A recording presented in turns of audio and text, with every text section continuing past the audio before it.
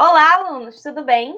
Na aula de hoje, iremos abordar um tema muito importante para o estudo dos grupos de animais, que é a classificação biológica e sistemática. Então, hoje, eu, Samara e os residentes Magaip e Rebeca vamos abordar esse assunto. Bom, mas vocês devem estar curiosos e pensando, mas o que danada é classificação biológica? Bom, esse nome ele é utilizado para designar um sistema que organiza os seres vivos de acordo com as suas características, sendo também chamado de taxonomia. Tá bom, mas quem foi que propôs essa ideia de separar os seres vivos? Então, foi esse senhor aqui que vocês estão vendo na imagem, chamado Carl von Linné, mas para nós íntimos a gente vai chamar ele de Linneu. Ele foi um botânico, zoólogo e médico sueco, responsável por criar essa classificação biológica, que utilizamos até hoje para classificar os seres vivos de acordo com as características que eles possuem, sendo elas semelhantes. Então, vão entrar tanto características estruturais como anatômicas, que a gente vai entender um pouco essa diferença mais para frente. Então, nessa imagem aqui, vocês estão vendo essa pirâmide colorida que ela mostra como foi que Linneu classificou esses seres vivos. Então, a base, que é maior, ela representa o reino e a espécie, ela representa a parte mais específica. Então, se vocês verem essas setinhas do lado, quanto mais próximo a ponta, né, onde está a espécie, mais específico é e maior semelhança entre os animais vai existir. Sendo que, ao contrário, se você for mais para a base, né, onde está reino, maior é a quantidade de seres e maior a diversidade, então. Então, é correto afirmar que, no reino, ele é mais abrangente e, quanto à espécie, ela é mais específica, certo? Então, tem esse terminho aqui para ajudar vocês a decorar essa sequência que é reficofagem. Então, re significa reino, fi para significar filo, c, classe, o, ordem, fa, família, g, de gênero e e de espécie. Então, reficofagem.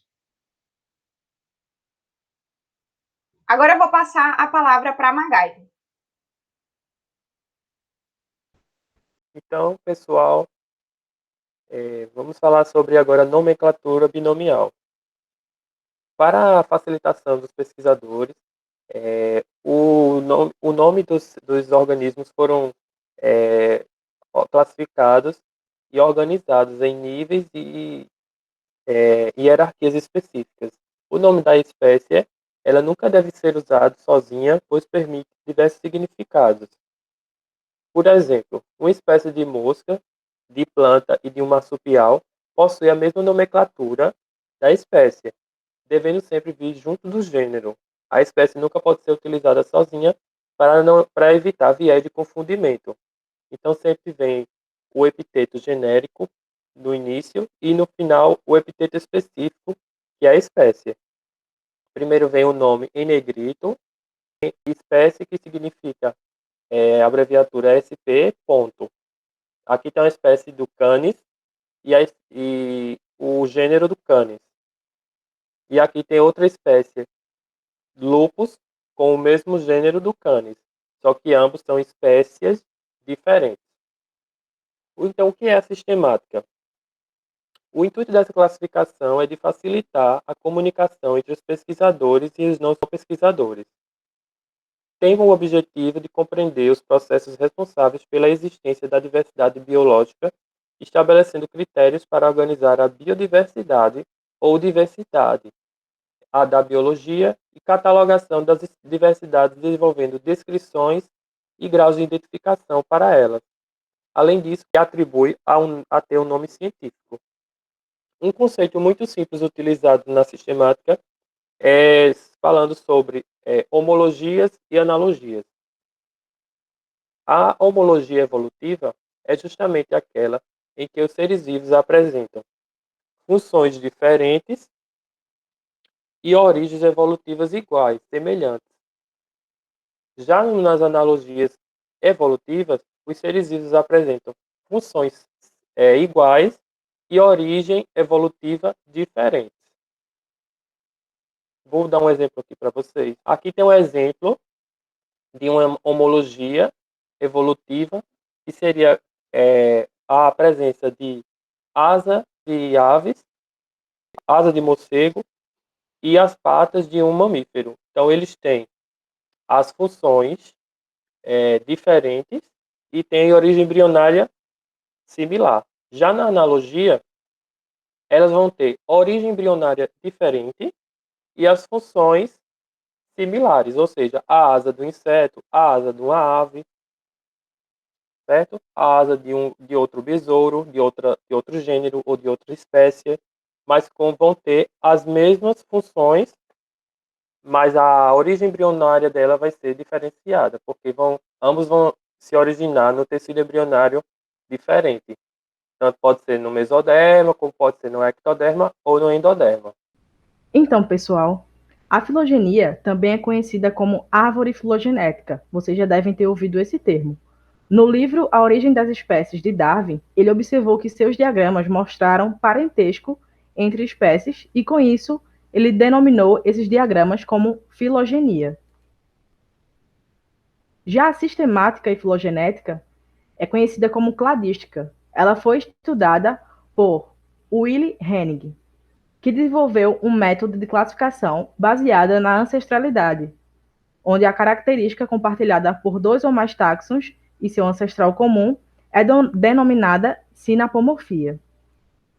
Na árvore filogenética, a divisão de um ramo em dois ramos indica uma espécie ancestral, dando origem a duas outras espécies. Você pode ver isso aqui na classe Mammalia, quando ela se ramifica e dá origem a duas novas ordens.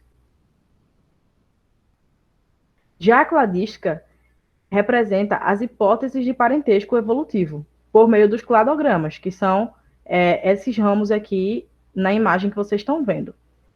São esquemas gráficos e semelhantes à árvore filogenética, porém construídos de acordo com princípios da sistemática. Então, aqui onde tem essas letras é onde ficam o nome das espécies. Esses traços aqui, eles são os galhos, e entre um galho e outro tem um ponto de ramificação. Então, a espécie de interesse fica na ponta exterior, que são as espécies atuais, e na parte inferior fica as ancestrais. Aqui tem mais uma imagem representando a raiz, que é onde fica a ancestralidade. Nessa imagem, temos 3 tipos de cladogramas, mas será que eles são diferentes? Será que cada um deles tem um resultado diferente? Não. Essa orientação dele não altera as informações dele. Elas permanecem as mesmas dos pontos de encontro, que são esses aqui, e também dos ancestrais comuns. Nesse primeiro aqui, o ancestral comum está na parte inferior, assim como no do meio e no da ponta. Então, para finalizar, a gente deixou uma atividade para vocês no Google Forms. É uma atividade de fixação feita através de um jogo. Lá vocês vão ter um feedback de quando vocês errarem as respostas e também vai ter um feedback de quando vocês acertarem as respostas. Acessem o link aí abaixo, na descrição do vídeo, para realizar esse questionário. Então é isso. Até a próxima aula, galera!